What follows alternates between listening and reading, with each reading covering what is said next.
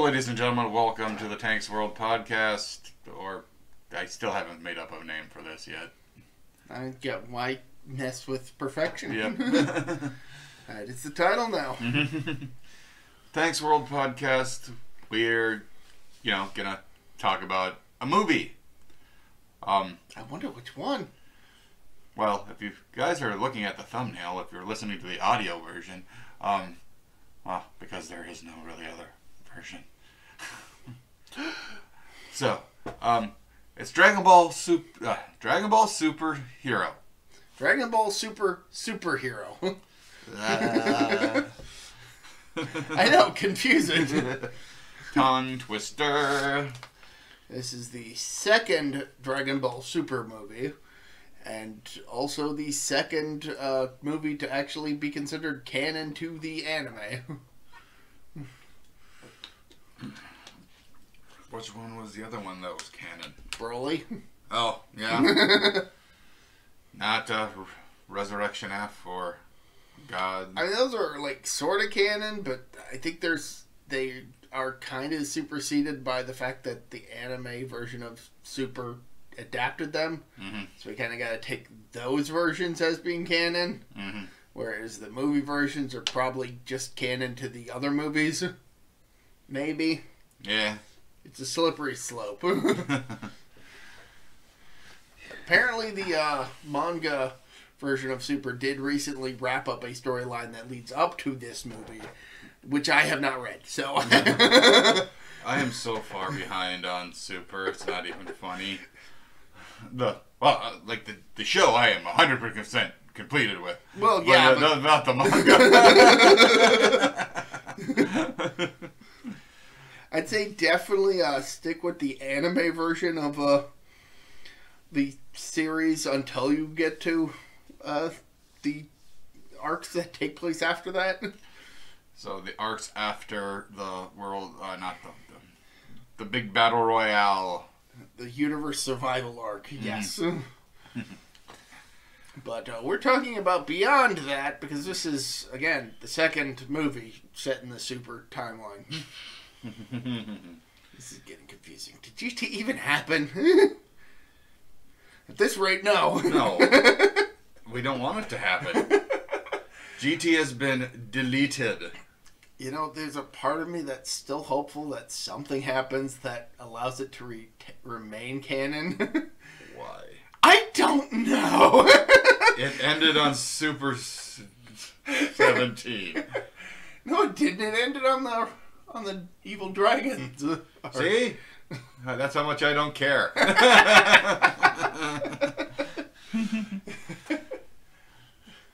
The only good thing about that the dragon designs are okay looking.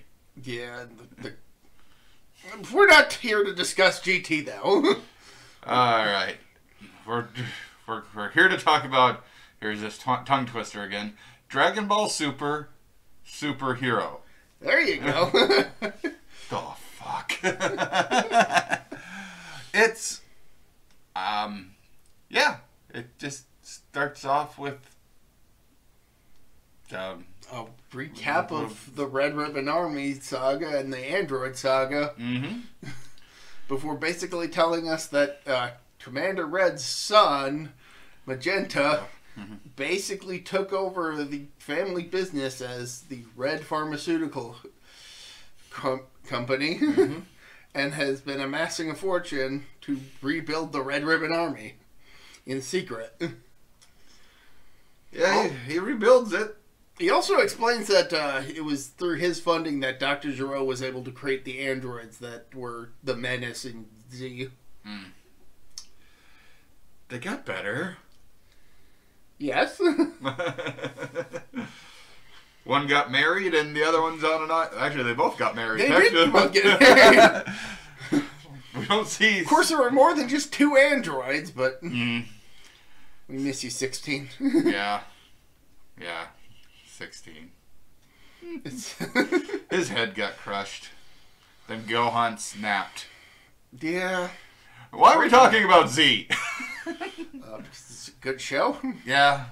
It was definitely better than its successor. I mean, we could go on a whole bit about how kind of drawn out the Android saga was, but Oh, that was God, yeah. that was more the result of executive meddling. Mhm. It's like, okay, so the bad guys are an old man and a China doll? Yeah, pretty much. That Goku gets manhandled pretty easy. Vegeta comes and just crushes them. Well, the China doll. So now you're telling me that the lead villain is a couple teenagers. Okay, fine, we'll go with a Bugman. It doesn't even look good. Fine, we'll go... That one looks even worse, in my opinion. Fine, we'll make them all pretty. Yeah, happy? Now make it a tournament. That's how I imagine Toriyama was feeling. He wanted to end at the Frieza, the end of the Frieza saga. No, he wanted it to end with the Cell saga. Well, Because- yeah, then it would be legitly the patching of the torch to Gohan. Right, but it still kept going, and people still wanted Goku, so then we got the Buu saga. And Toriyama was like, fine, we'll do the Buu saga, as long as I get complete creative control with this. And we all know how much of a clusterfuck that saga was. I'm not the biggest fan of it. It's good in its own right, but it's just like, it took too fucking long. And it was still better than GT. Oh, of course, it always would be. But anyway, Magenta has rebuilt the Red Ribbon Army and is looking to replace Jiro with His grandson. Dr. Hedo, who is currently in prison for creating a couple of 3 patchwork cyborgs to work at a convenience store rather than rob it. I thought that was kind of funny. Also, You'll have to wait 3 months. Well, for tea? No, he's doing time. yes. His associate Carmine is showing him different displays of things, and it's like, oh, you put on a just a random Carmine presents or something. In the vein of MGM's logo. Yep. It's clear that Carmine is a filmmaker at heart. He just works for the Red Ribbon Army. Yep. His true passion is filmmaking, even though nobody actually watches his stuff, as evidenced by the view counts. Nope. We see later. There's 4 views. 12 views. 3. It's kind of like our channel some days. You mean most days? Most days, yes. So, 3 months later. Carmine and Magenta are driving past the prison as Hedo is getting out, and literally Hedo is being assaulted by, I'm guessing, the police or just the fellow prisoners. I'm assuming it's the other inmates. Yeah. Who just want him gone. And then he just chucks a bomb back into the prison.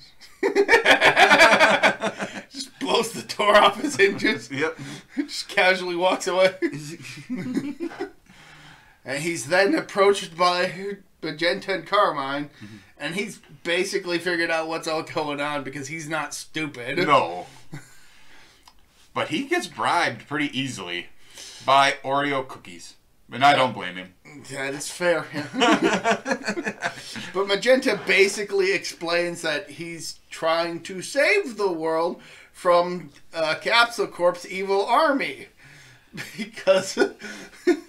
the brief dynasty. So, basically, Magenta has done his research and has seen all the weird stuff that's been happening with Capsule Corp and has basically figured out a lot of stuff that, while technically true, are horrible misrepresentations of the fact. Demon King Piccolo, alien invaders, alien technology to create the Capsule Corp Empire. All of which are technically true. Yes, but they're all good.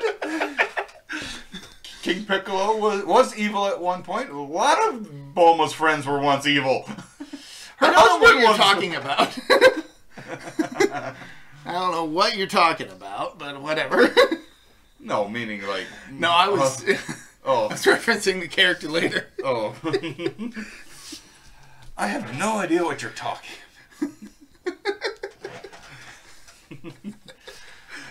And Carmine pretty much threatens Hedo with the pistol, and just like, Magenta was like, "What the fuck are you doing?" yeah, he's just, And I was like, no, that's not even gonna work. I mean, I have something implanted on my skin that makes it really resistant to damage. Just damage in general. Now that bee that's approaching you, that's more deadly than your gun. Mm-hmm. Because I turned it into a cyborg, has had it been spying on you, and it's loaded with a poison that no matter how much you change your body, if it's still got organic components, it can kill you. Yep. So then they make the deal Because Hedo wants to be make heroic cyborgs. and he does, if you think about it. They're just young and naive, and just especially two. Cut to Pan training with Piccolo. Just like, by the way, Pan is my favorite character in this entire movie. Super did Pan proper. Yes. GT did Pan dirty. Mm-hmm. Yep. Just proper training with Piccolo, and just literally she tries to do a kick towards Piccolo. Piccolo blocks her and just chucks her into a rock. Boof. Owie! You okay? I'm fine. I mean, she has part Saiyan, so. Yeah. Oh, yeah. I give it a couple more volumes, she goes super. I wouldn't know. I'm still. Oh, I am nowhere near. I am like in the middle. Pan is still a baby. I am still in the middle of the granola arc, so. I got a bit of catching up to do. Mm-hmm. But Yeah. So yeah, Pan asked Piccolo when is he gonna show her how to use a projectile attacks. So as soon as after she learns how to fly, he's gonna teach her. to learn Ki Blast. Flying is hard. Yeah, but you gotta master it to learn the rest. Mm-hmm. Which wasn't really effective for Goku. I mean, he learned Ki Blast before he could fly. I don't know what Piccolo's talking about. That's bullshit. Well, he didn't know Goku at that time. I'm joking. Yeah, I know. It's not supposed to be taken seriously. No. It's Goku. He learned. He just watched Roshi do it and blew up their car. Yeah. Go watch Dragon Ball. Nobody watches Dragon Ball. Why? I watch Dragon Ball. I know, but like everybody knows Dragon Ball Z, but like almost nobody here in the U.S. actually appreciates Dragon Ball. Yeah, but I mean that is the superior anime. There's science behind that.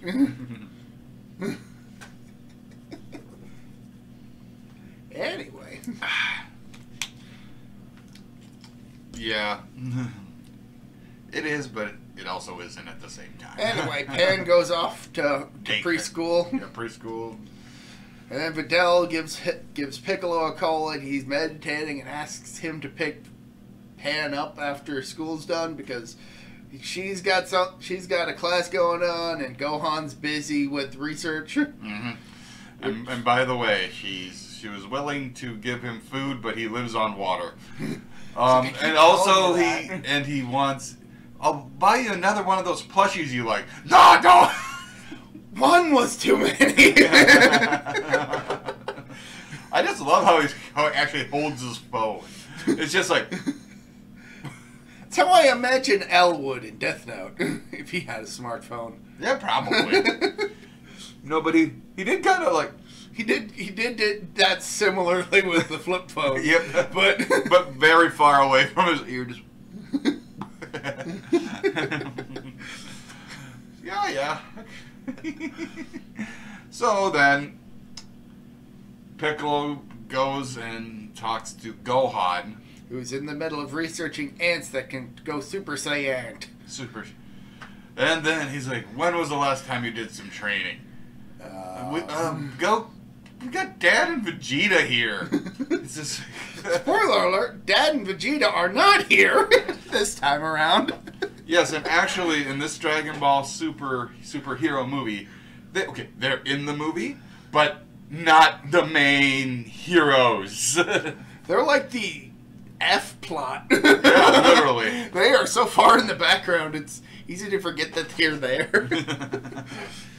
Which is fine. I actually like the fact that this movie doesn't have Goku swooping in at the last minute to save everything like he always does.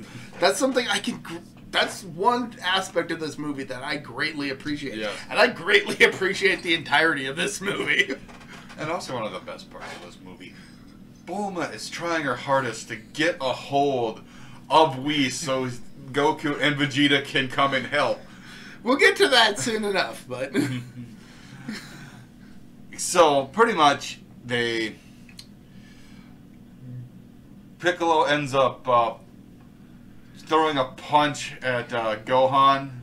Who is able to thwart it. And then he, punches him in the gut and just kind of... and just to see how... I wasn't expecting that. Then he puts weighted gi on him. Yeah, just So he's like, oh, this is so heavy. So he at least gets some weight training in while he's researching. And then at another point, there's number 2 meets with Piccolo. Yeah, we get Piccolo doing some meditation with a floating rock, and then he's attacked by the superhero Gamma 2. Gamma. One of Hedo's androids. Mm-hmm. And it's a a good fight. Oh, It's yeah. a good fight scene. Piccolo gets manhandled, kind of. He does a decent job, but Gamma is... Superiorly stronger. Yeah, which... Causes Piccolo to follow him after their first little encounter. Yeah, because like the other androids, it seems that the androids can't actually detect energy signatures. So while Gamma 2 thinks that he has destroyed Piccolo, Piccolo is able to follow him to The Red Ribbon Army's base / home. It's big enough to be like a little town. One part of the fight between 2 and Piccolo that is pretty funny is Piccolo commenting on the fact that he can actually see the sound effects. He's like, how can I see his sound effects? yeah, it's just like That actually gets explained later as being holograms that 2 is projecting. pow, just poses. And number 2, so Piccolo follows Gamma 2 back to the base, and Hedo and Magenta are sitting, and we get introduced also to Gamma. I feel like we should also mention that Piccolo disguises himself as one of the Red Ribbon Army soldiers to avoid detection. But he keeps, forgetting to put his visor down. People keep seeing kind of his green skin. Like, most of the time he's able to keep it a secret, but it's like... He's like, where were you? I was in the can. Oh, Don't you're looking a little green. Oh, yeah. Yeah, sorry. He's like, yeah, don't be a hero, man.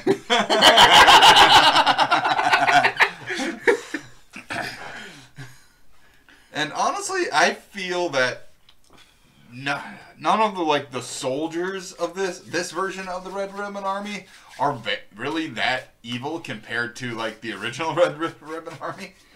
I mean, it's kind of subjective. Yeah, I mean, maybe they know full well what's going on and they just want to be part of something big. Yeah.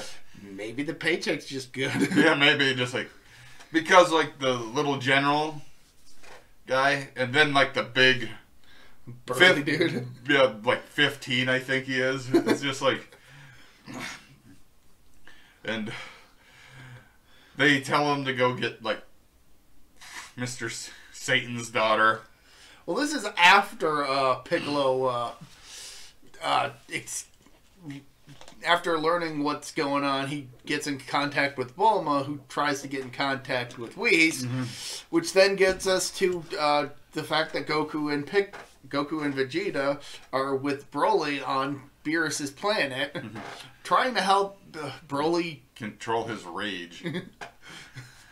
Whoa, Broly, you were gonna go ballistic on me. You're just like, sorry, accident. Johnny Young Bosch. A Power Ranger, a Super Saiyan, a Gundam pilot. I mean, what hasn't this guy done? I'm thinking. I can't find anything else. You can't think of anything that he hasn't done. That's...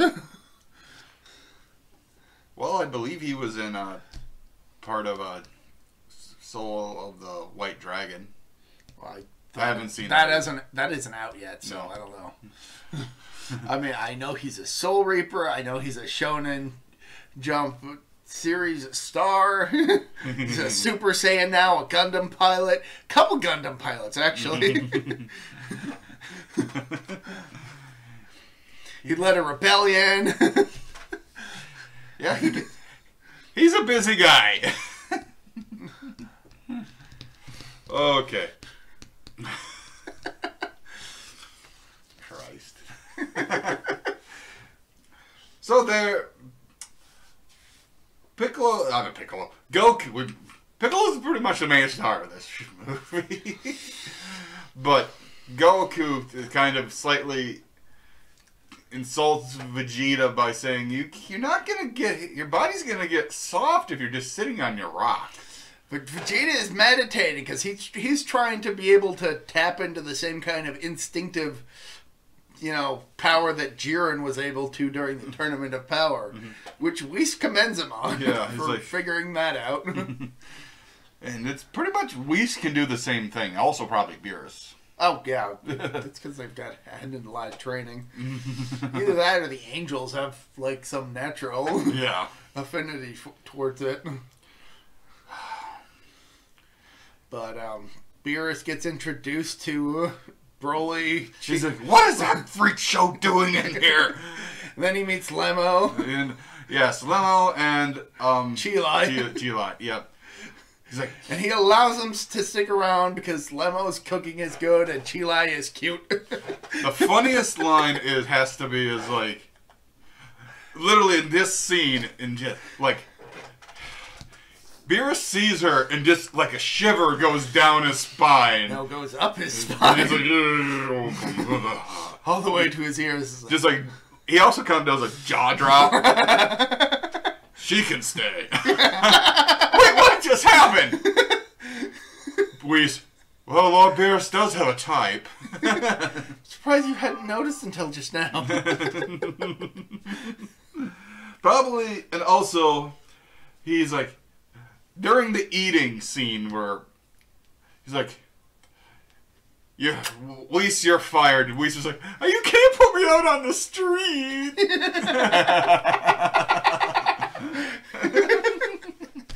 Oh, those are some great characters. Oh yeah, just like, such a pain in the butt to beat in some video games, but still, well, they're the big bosses, okay?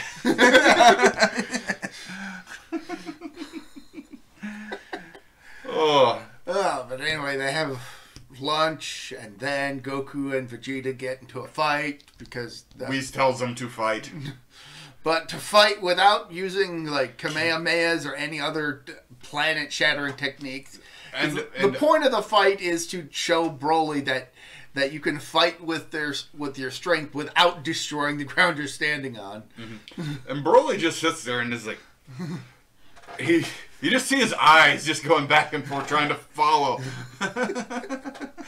Meanwhile, everybody's sitting behind him eating ice cream. He's like, come now, Broly, you have some ice cream too. And then at one point, Beerus tosses his empty bucket of ice cream onto Whis' staff, where Bulma is still trying to get a hold of him. Where is the fish? Yeah, I don't know. Maybe taking a nap. That's Beerus's job. But anyway, so Bulma isn't able to get in touch with Piccolo or with Whis and Beerus. We've been talking about Piccolo a lot. Well, it's because he's basically the star of this movie. And good on them for going in that direction. Exactly. Someone who used to be like one of their top characters to have been booted down to like a C-rate character. Yeah, that's real unfortunate. Yeah.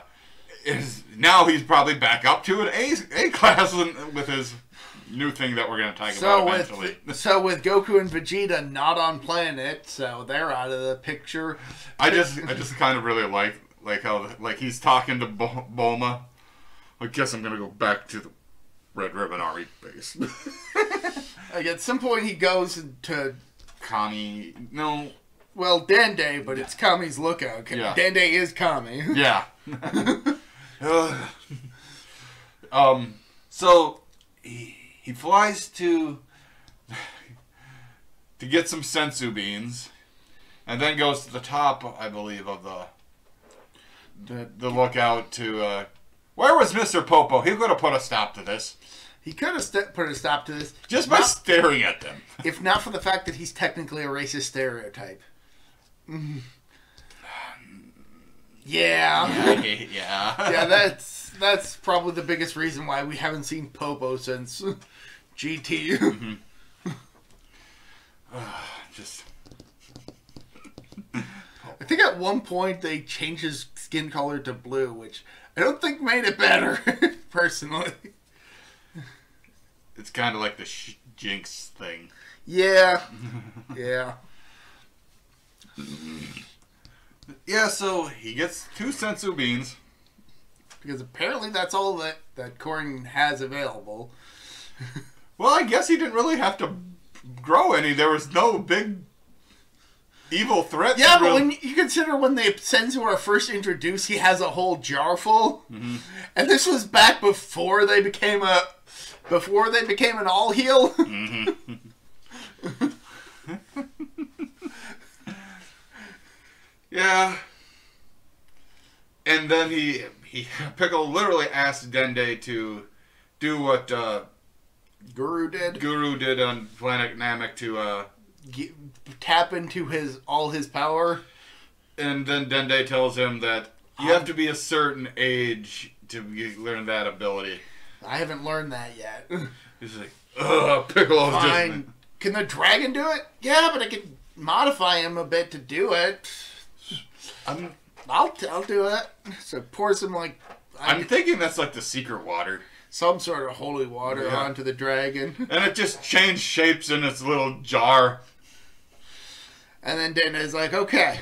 Now I know Bulma has most of the Dragon Balls, so probably go her. Calls her.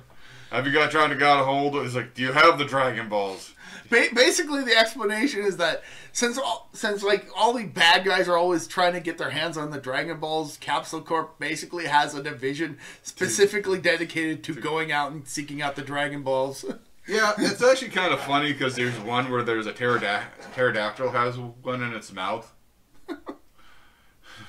And Bulma kind of has selfish wishes. Yes, it turns out. And we find out, so... Yeah, so they collect, I need to talk to the dragon. Oh, man! She's all, nervous. Piccolo just has one wish. So they summon the dragon. Piccolo asks him, hey, could you power me up like Guru did on Namek? It's like, yeah, okay, I can do that. In fact, I'll give you a bit extra. Yep, he goes, I gave you a bit extra. You just had a little bit extra. And a random mirror just shows. I guess Shenron just has a random mirror if somebody wants to. Or he's so used to being summoned by the Capsule Corporation. Because Bulma wishes to have like bigger butt enhancement and like adding like a millimeter to her eyelashes. Yes, and some wrinkle. She does consider that, but doesn't actually make that wish. She wishes for the longer eyelashes. Yep. Pickle's like, this is what you've been using the Dragon Balls for. You could have done squats for a month. Sorry for being petty. So yeah, dragon goes away, and then they realize we could have used the wish to call Piccolo up. Goku and Vegeta. It's like, why didn't you do that instead of those wishes? Why didn't you think of that? I'm just Fair point. I'm like, all right, fine. I better get back to the Red Ribbon Army. They're probably gonna notice. Flies off. Then, once again, he's got to. No, he goes back to the base, and he. Then we get the whole. You're looking a little green. Yeah. Yep. I was like, Then the Red Ribbon Army decide to kidnap Pan in order to get to Gohan because they don't know where Goku and Vegeta are, so they figure they're gonna deal with the lesser villains. Villains. So Piccolo volunteers to go kidnap Pan. Yes. I just love how pretty much he tricks Gohan into coming to save Pan.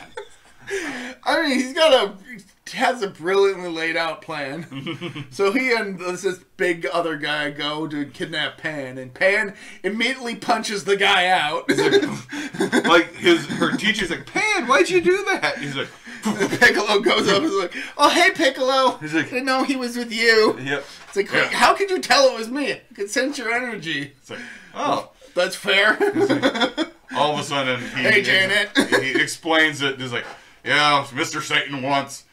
Very protective of his granddaughter. He's like, oh, fair enough. And then, like, the big guy kind of wakes up. Not a word. But that's after Piccolo tries flying the flying ship and going through like a sign. A billboard with Mr. Satan's face on it. Piccolo does explain his plan to Pan, which is to basically kidnap, air quotes here, Pan, in order to lure Gohan into a situation where he'll have to tap into his powers to, highlight the fact that he should probably keep training. Because they never know when a menace will. Yeah. So basically, the Red Ribbon Army is kind of a minor threat in Piccolo's eyes. They're basically just a means to an end, despite the fact that they're the main villains of this piece. Kind of. They are, but they aren't. If you think about it, the big thing in the tube is the main threat. Oh yeah, Cell Max. We also get told about Cell Max, which is just a huge version of Cell's second form. Yep. And kind of red. Yeah. Yeah. It's such an ugly form. So anyway, Piccolo takes Pan back to the Red Ribbon Army. Then they go to tell Gohan to come get Pan. Gohan. Okay, this is just hilarious. This scene is a funny fucking movie. So literally, it's like the big guy points his pistol at Gohan and just like Gohan just flicks it out of his hand. Hey, it's like, hey, stop that! Big guy goes over to pick up his gun. Gohan's there and steps on it and crushes it. Well, that's after he they show Pan's acting. Yeah. Come save me, Papa. Just like he snaps. Oh yeah. Like literally breaks his house and the foundation that it's on because he goes Super Saiyan, Super Saiyan, and the ground is just giving way. And then Piccolo reveals himself and Gohan's like, oh hey Piccolo, didn't realize that was you. It's like oh my god. The fact that Pan sees Piccolo in full garb, but knows that it's Piccolo because she can sense his energy, and Gohan doesn't even realize it, despite the fact that he has the potential to be even stronger than his dad. Yes. Which is the entire point of Piccolo's motivation for this movie. Mm-hmm. They honestly really good idea. Like I told you yesterday when we like rewatched the movie. I like Gamma 1 and Gamma 2 give me Ultraman vibes. Oh, just yeah, how their like looks. Yeah, their designs are definitely reminiscent of like Tokusatsu superheroes. Yeah. Both Tokusatsu heroes and Western heroes. Mm-hmm. Their costumes are definitely references to the 00 cyborgs. Yeah. From which, of course, Dragon Ball. No, from Cyborg 009. Yeah. You know, the manga that got Shotaro Ishinomori on the map and in the radar of Toei, which then led, of course, to Kamen Rider, Super Sentai, and all the whole plethora of Tokusatsu heroes he created. When I watched the movie and I saw number 2 or 1, I think it was 1, his foot kind of looked like it started on fire when he was like, it reminded me of a rider kick. Oh yeah, definitely, definitely get a couple of those in there. And so Gohan ends up fighting Number one to a decent stalemate. Do we want to go into spoiler territory, or do we want to stop here because of how recent the film is? We can stop here. Okay, I was just asking because, you know, we got to give them some motivation to want to actually go see the movie. Yeah. This is a fantastic movie. Oh, yes. Highly recommend it. Yeah, I'm glad I was able to see it in theaters because it was such an experience. And he kind of regrets not having, like, going and seeing it. He, like, without more of his friends than you would have loved to do a... I was invited by my brother and his girlfriend to go see it, along with another friend of theirs. And that was a fantastic watch. I probably should have thought to invite you, but it was pretty short notice. Hey, it's perfectly fine. Like I was willing to wait. Honestly, it was like the first weekend that I actually had the whole 2 days off in a while. So yeah, you during that run you were working a lot of weekends. Yeah. Just like, but we need, like I told you, dude, we gotta watch stuff. He's like, I gotta work. Like, well, can we just let me know when you get off so we can at least attempt to do something. Yeah, I was kind of expecting a weekend where I didn't have to work and I could just stay home. And then my brother asked me if he wanted to go see Dragon Ball Superhero, and I was like, yes. It's like, well, I guess I'm doing this now, and I'm excited for it.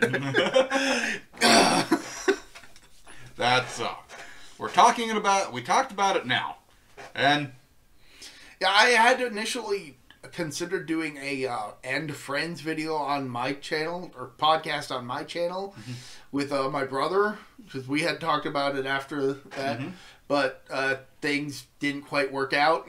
That's all right. In more ways than one, so I'm glad that I'm now finally able to talk about how awesome this movie is. Yeah, literally, like, I called him, like, Friday night and asked him, like, I have a proposition for you. Yes? I now own Dragon Ball Superhero. Would you like to do a podcast? Yes. So yeah, this movie just this past week came out on Blu-ray and DVD. So I pre-ordered it several months ahead of time. I was a bit late on my pre-order, but I still got it. Day release. Oh, it's a great movie.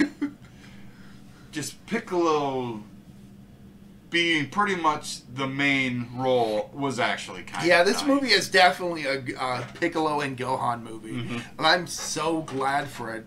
I mean, I still like the fact that Goku and Vegeta are still in this movie, but they're definitely separated from the rest. The best part is they couldn't get a hold of them because they would have been there, and then like Cell Max would. I would love to see more movies like this where Goku and Vegeta are not able to be present, and we can get some of the side characters to shine.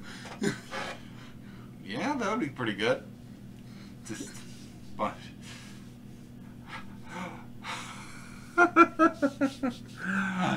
Oh, Bulma, you were so mean to Krillin. I got the strongest people that I could find, and Krillin. Yeah, way to go. Yeah, no, this movie is great. You should definitely watch it, especially if you're a fan of Dragon Ball. Not if you're a fan of GT. No one should be a fan of GT. There are fans of GT. Let them have their fun. I don't want to. Let them have that fun. Fine. Weirdos. No. You. No. I kid. You can like what you like. There's no judging here. No. Not anymore. Not since the incident. There was never an incident. Just those times that Tanner got canceled. Well, he deserved it. So yes, go watch this movie. It's a great movie. I really loved it. It has fantastic action scenes. The CGI models they use for this are great, and I keep having to remind myself that this isn't the like cell animation style. This actually uses 3D models. Yeah. And because it looks fantastic. Yeah, and then Cell, Cell shows up. Cell Max shows up. And Max, meaning Max, he's the fucker's tall. That's like goddamn kaiju size. Maybe we'll someday do this over on the other channel in more depth. Maybe. We could. We did, I forget the name of it. Wrath of the Dragon? Yeah, that's it. Definitely probably the size of Dival. Yeah. I can't. Rudagard? Yeah. I think our Rudagard was bigger, but like still on the same scale level in terms of menace.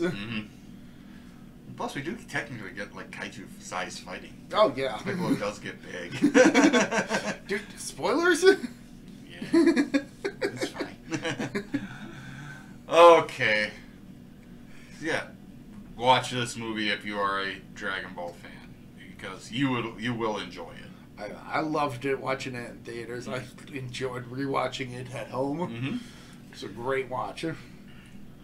All right. So till next time, my friends, I am Tank. I'm Protomet, just kind of guesting here. Yep. And have a good one.